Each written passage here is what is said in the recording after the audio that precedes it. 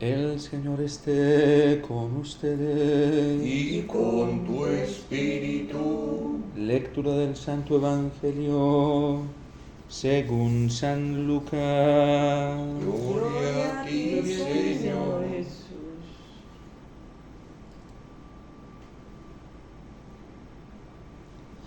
En aquel tiempo, como algunos hablaban del templo, de lo bellamente adornado que estaba con piedra de calidad y esbotos, Jesús les dijo: esto que contemplan, llegarán días en que no quedará piedra sobre piedra que no sea destruida. Ellos le preguntaron: Maestro, ¿cuándo va a suceder eso? ¿Y cuál será la señal de que todo eso está para suceder? Él dijo: miren, que nadie los engañe, porque muchos vendrán en mi nombre diciendo: yo soy, o bien, está llegando el tiempo. No vayan tras ellos. Cuando oigan noticias de guerras y de revoluciones, no tengan pánico, porque es necesario que eso ocurra primero, pero el fin no será enseguida. Entonces les decía: se alzará pueblo contra pueblo y reino contra reino. Habrá grandes terremotos y en diversos países hambres y pestes. Habrá también fenómenos espantosos y grandes signos en el cielo. Palabra del Señor. Gloria a ti, Señor Jesús.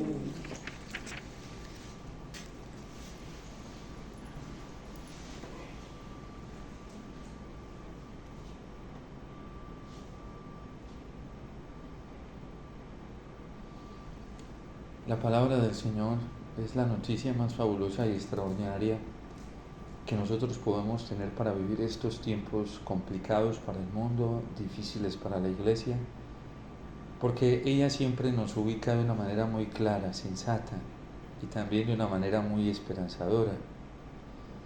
Hoy en los medios nosotros recibimos noticias, avisos, nos dicen, también dentro de la Iglesia hay profecías, hay anuncios, hay cálculos, ¿sí? Hay hipótesis de la segunda venida del Señor, de cómo va a suceder. Unos dicen que ya está cerca, que ya el Señor en cualquier momento va a llegar. Y bueno, eso no es nuevo para nosotros los cristianos, porque el Señor siempre ha dicho que estuviéramos en vela, porque en cualquier momento. Los mismos apóstoles estaban preparados porque en cualquier momento podría ocurrir. Y la espera de la venida del Señor nos invita, como bien dice la palabra del Señor, cuando estén llegando estas cosas, no tengan pánico. ¿Quién se asusta? ¿Quién hoy no está dependiendo del Señor? ¿Quién está preocupado o angustiado? ¿Quién no tiene su esperanza puesta en el Señor? Y sobre todo en su presencia real en la Eucaristía. ¿Quién no se ha hecho dependiente del sustento, del alimento que es Cristo en la Eucaristía? ¿Quién no se está haciendo dependiente del sustento, de su ayuda, de su enseñanza, que es su palabra? ¿Quién no se está haciendo dependiente de lo que nuestra Madre, la Iglesia, la esposa de Cristo, nos enseña? Mientras muchos católicos están entretenidos hoy en los medios de comunicación, escuchando predicadores por aquí, otros por allá, doctrinas allí, la Iglesia en el catecismo de la Iglesia Católica que nos explica el Concilio Vaticano II, nos dice que ella ya sabe que esto va a pasar. Incluso la Iglesia como madre nos dice a nosotros, sus hijos, de qué manera va a pasar y qué debemos estar haciendo nosotros. El numeral 675 de la Iglesia Católica, que comenta el artículo del credo cuando dice: desde allí vendrá a juzgar a vivos y muertos, que está haciendo referencia precisamente a lo que la palabra de Dios nos está diciendo toda esta semana hasta el sábado, ¿sí? Porque es una preparación escatológica tal y como lo dice Daniel. El sueño que tiene Nabucodonosor es un sueño, una profecía que Dios le da a través de un sueño a este rey, y que el rey no había podido encontrar quien se lo interpretara, porque tenía muchos sabios, tenía muchos doctores de aquella época, gente especialista en muchos ámbitos de las ciencias que siempre acompañaban a los reyes para orientarlos, para direccionarlos, lo mismo que hoy, ¿sí? Lo mismo, simplemente que con otras técnicas y otros saberes que ellos tenían de acuerdo al desarrollo o a la evolución de la época, pero es lo mismo que hoy, al lado de los presidentes que tienen dentro de sus ministerios muchos asesores, ¿sí? Y el rey no había podido encontrar a alguien docto, de todos los conocedores del saber, que le pudiera asesorar, porque puso una condición, y era que quien interpretara el sueño también debía saber qué era lo que él había soñado sin que él se lo contara. Y ninguno le atinó. Puso a prueba a todos los conocedores y ninguno, a tal punto que se dio cuenta que todos eran unos farsantes y los iba a matar. Y Daniel se da cuenta que es un joven, ya conocemos la historia de Daniel, que es bellísima, hace parte de un grupo de jóvenes que cuando el rey invadió Jerusalén pidió que seleccionaran a los más inteligentes, a los más aparentes, los más jóvenes, los más fornidos, y entre ellos estaba Daniel, ¿sí? Daniel se caracteriza por su sabiduría, siendo tan joven, y eso le impactó mucho a quienes invadieron Jerusalén y se trajeron dentro de ese grupo de jóvenes a Daniel. Y Daniel escucha que va a matar a todos los sabios y dice: ¿por qué esa sentencia tan severa? Díganle al rey que yo puedo interpretarla. Y se puso a orarle al Señor y le dijo al Señor que le diera la interpretación de ese sueño. Como Dios estaba, el Señor estaba con Daniel, le concedió la capacidad y va donde el rey y le dice lo que va a pasar. Es lo que Cristo nos está anunciando. Daniel es una prefiguración de la sabiduría de Cristo. En la época de Cristo, muchos de los doctos que estudiaban la Sagrada Escritura, que conocían las leyes, estaban los escribas, por ejemplo, que eran doctores en la ley, se conocían muy bien la Sagrada Escritura, las formas en las que se había escrito la Sagrada Escritura, como hablar hoy dentro de la iglesia de alguien que tiene doctorados en exégesis bíblica, en Sagrada Escritura. Los escribas eran eso para el pueblo judío, pero se estaban quedando cortos a la hora de interpretar la ley, porque ya no sabían interpretarla correctamente. Los fariseos también eran conocedores, eran legalistas de cómo era que se debía cumplir la ley, qué era lícito, qué no era lícito. Hoy dentro de la iglesia también hay muchos moralistas, ¿sí?, que le dicen a uno qué es lícito, qué no es lícito, pero cuál es el verdadero. Y en Cristo, como en Daniel, Dios había ungido con toda la sabiduría a su Hijo para que Él fuera la interpretación correcta de todas estas cosas. Y por eso cuando en torno al templo y al culto llegan y los discípulos ven todas esas maravillas, se quedan fascinados, y Jesús les dice: no se fascinen de esto externo, porque de esto no va a quedar nada. Como Él es el auténtico intérprete. Lo mismo pasa con Daniel. El rey tiene ese sueño, son 5 reinos, ¿sí?, que se manifiestan o caracterizan por ser de oro, de plata, de bronce, de hierro y de barro, materiales muy valorados en la época, ¿sí?, de barro porque con ellos se hacían las estatuas de los ídolos y todo eso, y de bronce, de hierro, todo, ¿sí?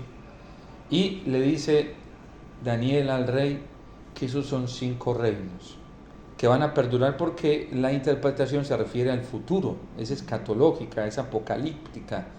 Le dice: esos reinos van a estar, pero luego vendrá una piedra que nadie sabe de su proceder, caerá y pulverizará todo, destruirá todos los reinos. Y eso significa que vendrá un reino, ¿sí?, que no tendrá fin. Su reino no tendrá fin. ¿Quién escuchó estas palabras en la plenitud de los tiempos?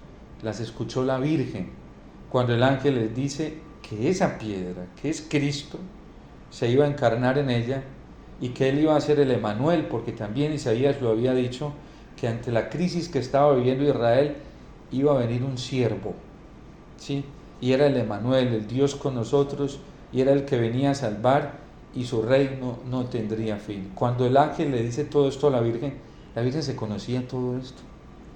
La Virgen, sin ir a estudiar a las mejores escuelas de teología de la época, las universidades de teología, la Virgen se conocía muy bien la Sagrada Escritura, pero lo hacía de rodillas. Y por eso comprendió muy bien en el anuncio, porque el anuncio está compuesto de todas las profecías que se referían a la venida del Mesías, de Cristo, de esta piedra que está hablando Daniel, que destruye todos los reinos y su reino no tendrá fin. Y Cristo también hoy se está refiriendo a eso, a su venida mesiánica. Y por eso nos advierte y nos dice, cuando les digan que está aquí, que está allí, no hagan caso. La gente hoy está muy confundida. Y por eso dice el Señor, sucederán guerras, vendrá hambre, ¿sí? Dice, esto que contemplan llegarán días en que no quedará piedra sobre piedra que no sea destruida. Se está refiriendo a los reinos, los poderes, las potencias, esas que se presentan como ostentosas, incluso hasta en el ámbito religioso. ¿Y qué dice el Señor? Que no quedará piedra sobre piedra.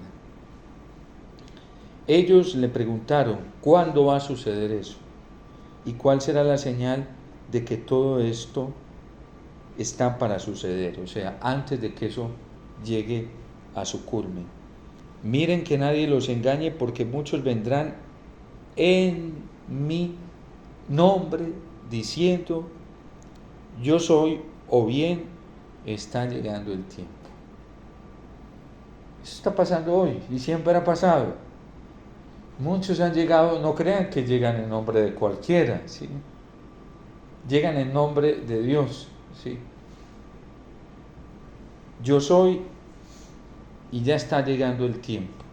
Y comienzan a ofrecerle a la gente una cantidad de recetas y fórmulas religiosas, ¿sí? Que la gente, creyendo que sí es, la gente comienza a practicarlas.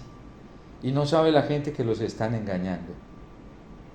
Y la gente termina más vacía espiritualmente, más confundida, más desorientada. Y por eso dice el Señor, no vayan tras ellos. No vayan tras ellos. Cuando oigan noticias de guerras y revoluciones, no tengan pánico, porque es necesario que eso ocurra primero, pero el fin no será enseguida. Entonces les decía, se alzará pueblo contra pueblo y reino contra reino.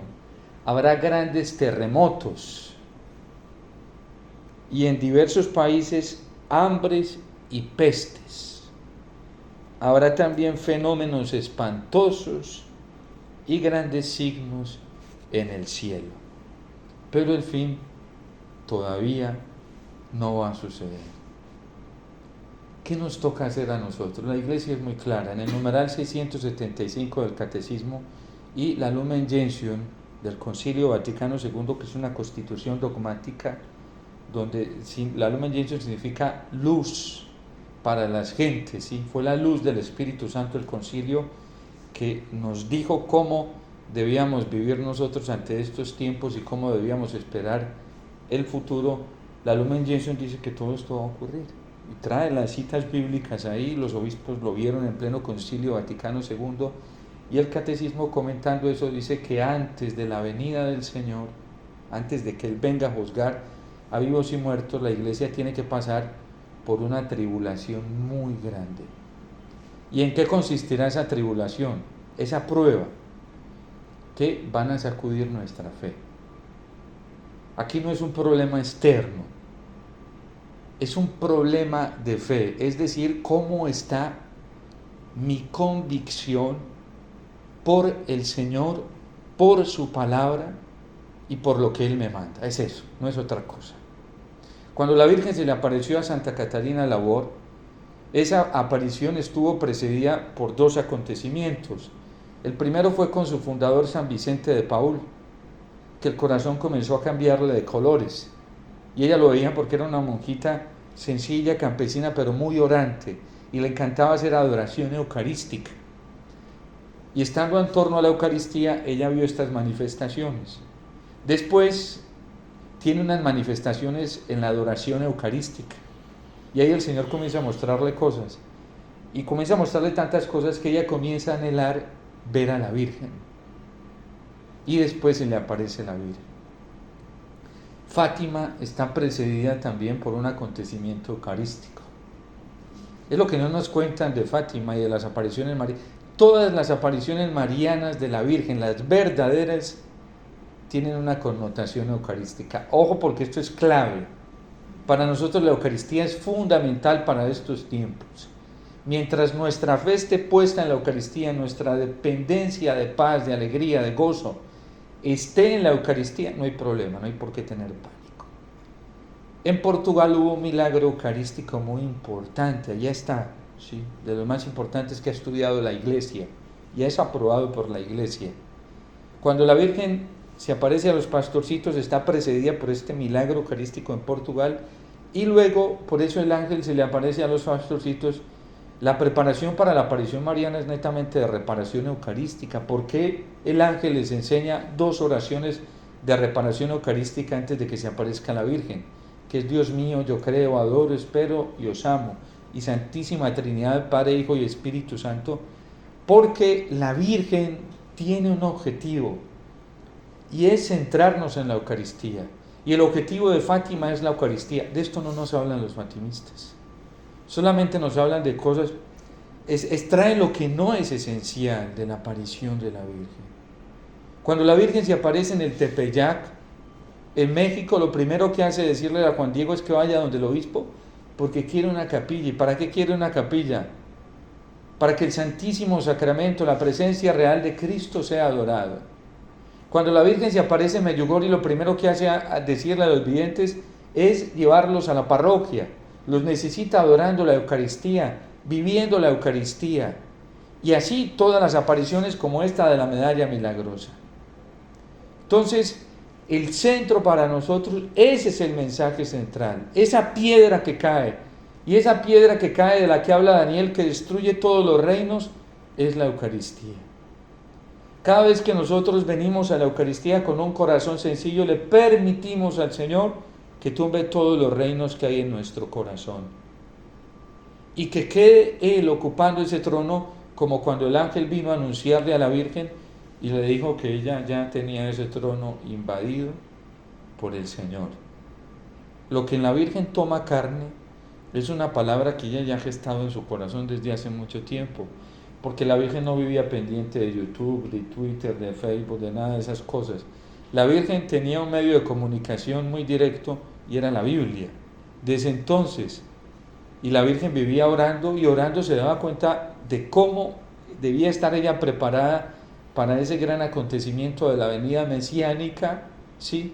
Y de cómo iba a suceder.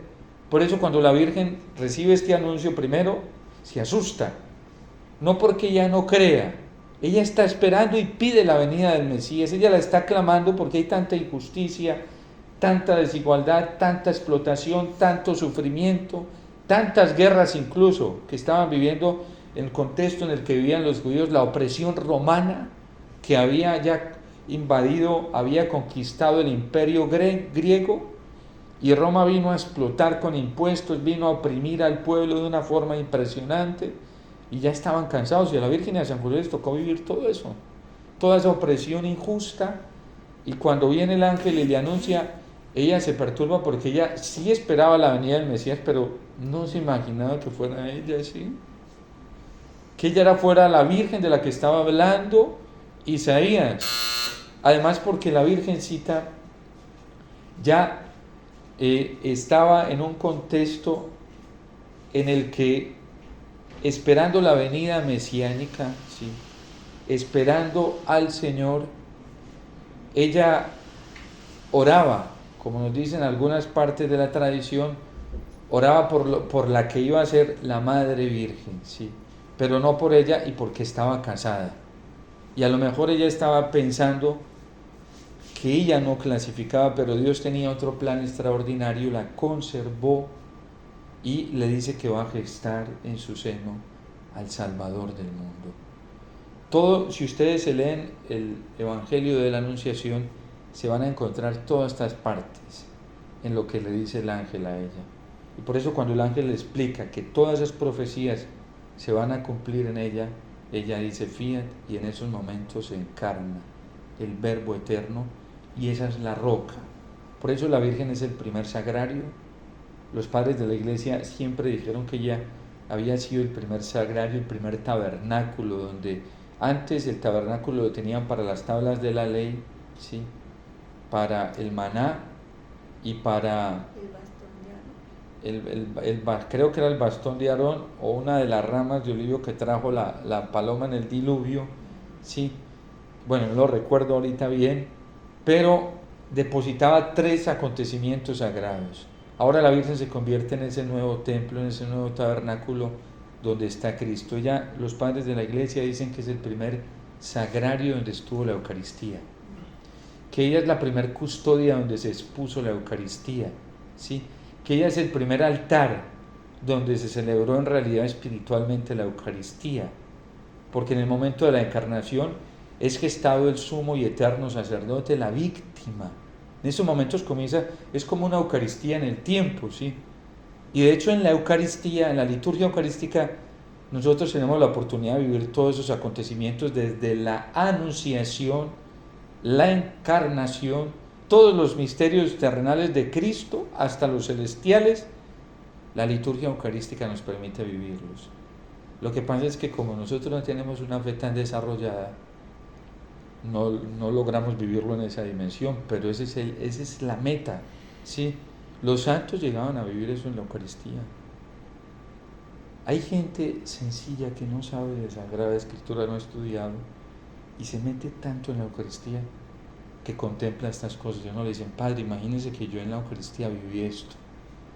Y yo pienso y digo, como uno ya ha leído algunas cositas, digo, esto lo dice el magisterio de la Iglesia. Yo comprendo mucho a veces escuchando a la gente sencilla, porque me dicen, Padre, imagínese que cuando comulgué, yo experimenté esto, y yo hice esto, no contradice la doctrina de la Iglesia. O sea que lo vivió por la gracia del Espíritu Santo, y la Virgen lo estaba viviendo allí. Por eso nosotros no debemos temer a lo que está pasando y lo que va a pasar. Hoy hay gente muy engañada y algunos falsos profetas que mandan una cantidad de recetas a la gente para evitar, y nosotros no debemos evitar que esto suceda. La Virgen en Fátima dijo que iban a ocurrir estas desgracias: guerra, peste, hambre y persecución. Lo dijo claramente. Se lo dijo a Santa Catalina Labouré cuando la manifestación de la medalla milagrosa. Incluso años antes la Virgen le profetizó lo que fue la Revolución Francesa, que fue una desgracia, incluso para la Iglesia.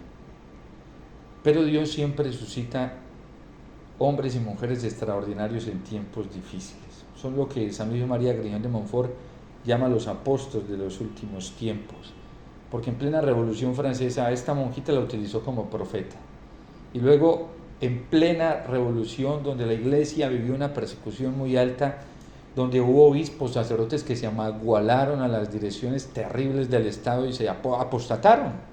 Lo mismo que nos ha venido contando el libro de los Macabeos ha sucedido en varios tiempos de la Iglesia: obispos, sacerdotes, católicos que se apostatan. Y lo que está pasando hoy también. Hoy hay católicos que están apostatando de la fe, ¿sí?, por no estar con el corazón puesto en la Eucaristía. Y surgió en plena revolución santos, por ejemplo, como el santo cura de Ars, ¿sí? Mientras la Iglesia jerárquica estaba en crisis, estaba el antitestimonio de obispos, sacerdotes, Dios suscita a un curita sencillo por allá en un pueblito que se convirtió en un ícono para Europa. Por eso ¿y cuál fue el signo que nos mostró el Señor a través de ese curita? La Eucaristía. ¿Cuál era la clave de la vida de ese curita? El sagrario, la Eucaristía y la confesión. Vino Fátima, momentos difíciles para la iglesia, y Dios suscita por allá un papa, ¿sí?, polaco, que revolucionó el mundo, ¿sí? Un hombre sencillo, simple, alegre, en un umbral de catástrofe llega el umbral de la esperanza con San Juan Pablo II, y que incluso el demonio quiso acabarlo, y Dios teniendo misericordia con nosotros, porque con él no, él ya vivía en una vida de santidad muy alta, ¿sí? Fue con la iglesia y con el mundo. La Virgen no permitió que el Papa Juan Pablo II muriera, gracias a Dios. Fue un regalo, un acto de misericordia de Dios muy grande para la iglesia y para nosotros. Y viene ese Papa que él, sin darse cuenta, hacía parte de las profecías de Fátima, y nadie se explica cómo ese proyectil no lo mató, porque el tiro era certero, ¿sí? Estaba bien calculado. Nadie, los científicos explican cómo no murió San Juan Pablo II. ¿Y cuál fue el centro de San Juan Pablo II? El centro de San Juan Pablo II fue la Eucaristía, la adoración eucarística, la celebración eucarística. Tanto es que antes de partir a la eternidad nos dejó un signo muy grande, porque celebró el Congreso Internacional de la Eucaristía, el año de la Eucaristía. Nos dejó unos documentos preciosísimos de la Eucaristía y nos dijo: vean, no se preocupen, mientras estén fieles a la Eucaristía. Vino otro regalo que nos dio el Señor, un papa que le decían el Papa bravo, serio, ¿sí?, Papa negro, el Papa Benedicto XVI, otro auxilio que nos dio el Señor. Los dos nos dejaron a nosotros el escudo para defendernos en estos tiempos de tantos errores, desorientaciones, que fue el Catecismo de la Iglesia Católica. Por primera vez la Iglesia Católica en 2000 años tiene un catecismo universal que es proclamado por San Juan Pablo II como la única regla segura, ¿sí?, para vivir el depósito de la fe. Pero ¿qué nos está pasando hoy a los católicos y a la gente? Están escuchando profecías por acá, predicadores acá, y como hay tantos en las redes sociales, ¿sí? Y en el catecismo nosotros tenemos todo.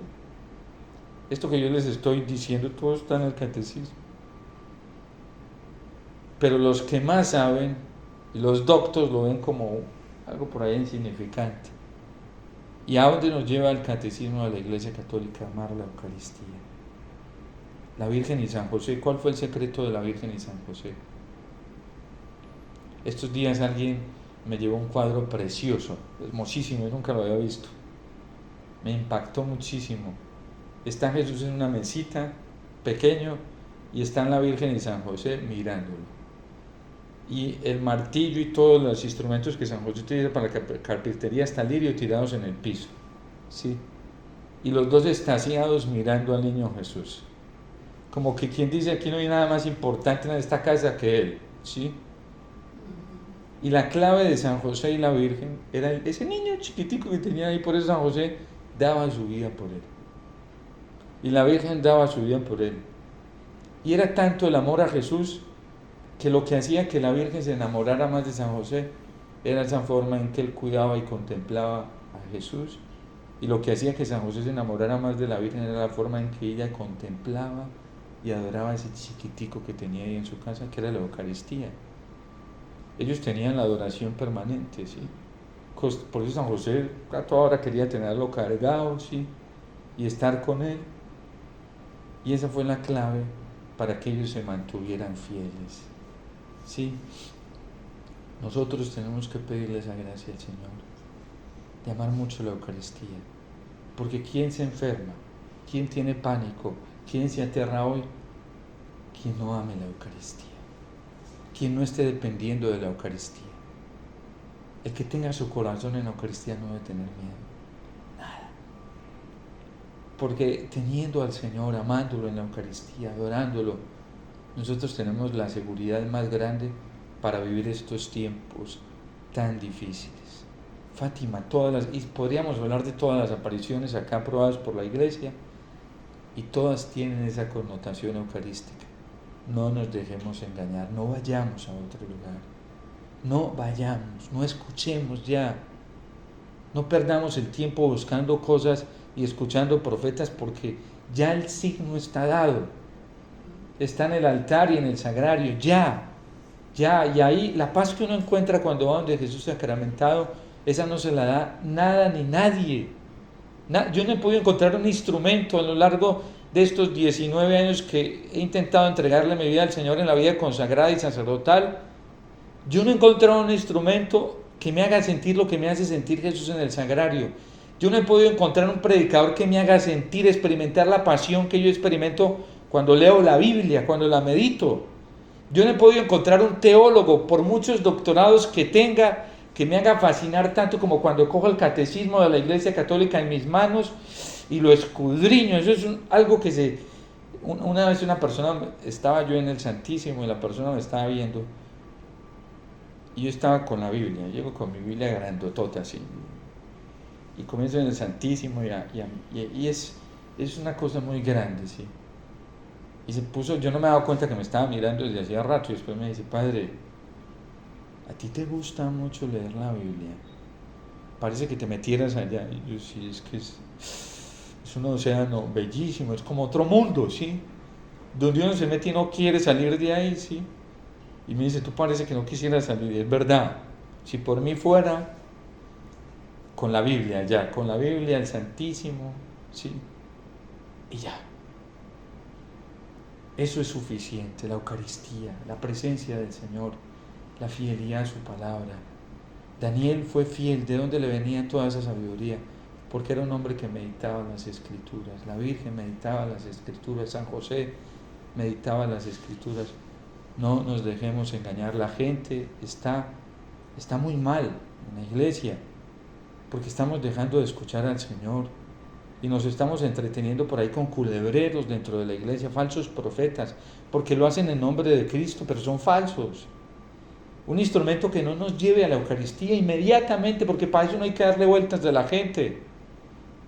Si verdaderamente creemos en la eficacia de Cristo en la Eucaristía, ¿para qué dudar decirle a una persona que lo que tiene que llegar es allá? A mí me ha tocado, yo hablo con ateos, gente que no, pentecostales, una persona que un día, pentecostal de tradición, de muchos años, de tradiciones que se había formado ahí, y un día en una Eucaristía, viendo una Eucaristía en el momento de la consagración, cayó. Y fue a pedirme que lo que le confesara, hizo la primera comunión conmigo, ¿sí? Solo en el momento de la consagración vio todo. Jesús le explicó todo ahí. Y se acercó a la Iglesia Católica a través de la Eucaristía. Me tocó atender a otra persona en confesión, 12 años en el protestantismo. Y a través de la Eucaristía me dijo, padre, yo hace cierto tiempo conocí por una gracia especial la fe en el Señor. Ahora en la Eucaristía estoy aprendiendo a amar la iglesia. Me dijo, confiéseme. Sí. Porque no era el sacramento de la confesión ni nada de eso. En la Eucaristía están sucediendo cosas muy impresionantes. Muy impresionantes. Porque esa es la roca que cae de la que habla Daniel y destruye los demás reinos. Por eso el Señor les dice, no se fascinen con ese templo. Fascínense conmigo, es lo que les está diciendo, sí. Yo soy el Mesías. Y es lo que nos dice el Señor hoy en la Eucaristía. Él es el gran signo. No nos entretengamos más perdiendo el tiempo, no nos dejemos contaminar, escuchando, leyendo cosas raras por ahí. Nada. Solo adoración eucarística, solo la vida eucarística todos los días, la misa y la Sagrada Escritura y el rosario a la Virgen meditando. Fíjese que el rosario es para meditar los misterios de Cristo. Es para eso. Entre 10 y 10 Ave María nos vamos encontrando con un misterio de Cristo, porque ella nos entra en Cristo y empezamos con la cruz y terminamos con la cruz. La medalla milagrosa tiene el trazo grandísimo de la cruz porque es Cristo el que lo ilumina todo. Por eso en estos tiempos no salgamos corriendo, no vayamos aquí y allá. Ya nosotros sabemos dónde está la fuente de la sabiduría y dónde está la paz y la fortaleza para vivir estos tiempos que van a ser más difíciles. No crean que esto va a menguar, esto va a ser más difícil, pero va a ser más plena la gracia del Señor. Quien confía en la Eucaristía se reirá y será una antorcha de esperanza para los que viven en la oscuridad.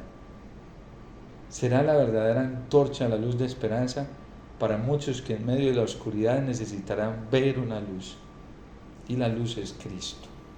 Dios te salve María, llena eres de gracia, el Señor es contigo, bendita tú eres entre todas las mujeres, y bendito es el fruto de tu vientre, Jesús.